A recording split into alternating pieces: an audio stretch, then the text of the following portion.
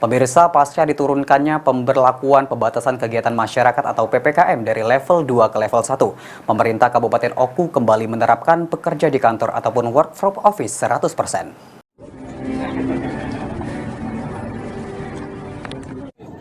Sudah hampir 2 minggu terakhir, pemerintah Kabupaten Oku kembali menerapkan bekerja di kantor atau work from office 100%, di mana sebelumnya Pemkab Oku menerapkan work from house 50%.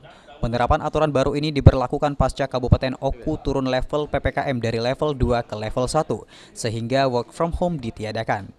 PLH Bupati Oku Teddy Melwansyah mengungkapkan seluruh pegawai Pemkab Oku bekerja seperti semula di kantor masing-masing tanpa pengurangan jumlah jam.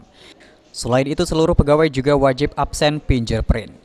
Meskipun sudah turun ke level 1, Teddy meminta seluruh pegawai pemerintah Kabupaten Oku untuk tetap menerapkan protokol kesehatan COVID-19 serta melakukan vaksin booster bagi yang belum melakukan vaksin booster agar semua terlindungi. Udah ada lagi kan kita sudah sekarang ini sudah PPKM level 1. PPKM level 1 tidak ada lagi WFH, semuanya sudah WFO. Ini sudah berjalan berapa lama? Sudah mungkin kurang lebih seminggu. Normal. Absensi? Fingerprint tetap dilaksanakan seperti semula. Dikatakan Teddy, pihaknya sendiri sudah mengeluarkan surat edaran terkait dengan work from office dan menghapuskan work from house. Ari Pranika, PAL TV.